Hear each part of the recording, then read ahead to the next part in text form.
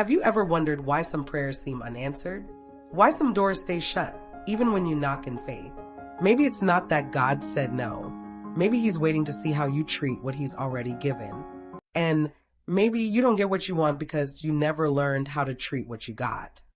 Jesus said, "He who is faithful in little will be faithful in much." That tells us something. How you treat the small things matters. In the parable of the talents, 3 servants are given different amounts of money. 2 of them invest. 1 buries it in fear. He doesn't misuse it. He simply neglects it. And Jesus calls him wicked and lazy. You see, stewardship is more than managing. It's maximizing.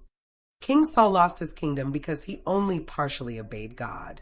He spared what he was told to destroy. His disobedience wasn't loud, it was subtle.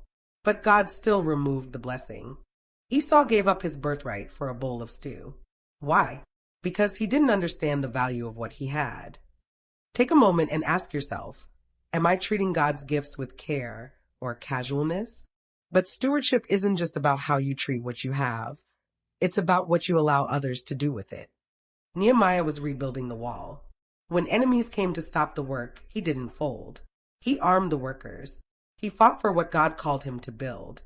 Eli was the priest of Israel, but he failed to stop his sons from corrupting the priesthood. God judged him, not because he sinned, but because he refused to correct those undermining his stewardship. And then there's Adam. He was with Eve. He heard the serpent, but he said nothing.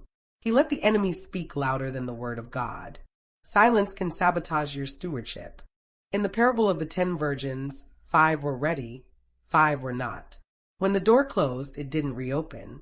They had opportunity, but lacked wisdom and urgency. The sower's seed only thrived in the good soil, the kind that nurtured and protected what it received.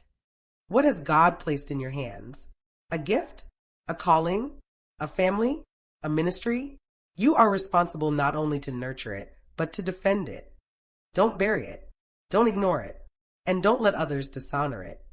Father, forgive us for neglecting what you've entrusted to us. Teach us to be faithful with little and strong enough to protect what matters. Help us to live as wise stewards, not silent bystanders.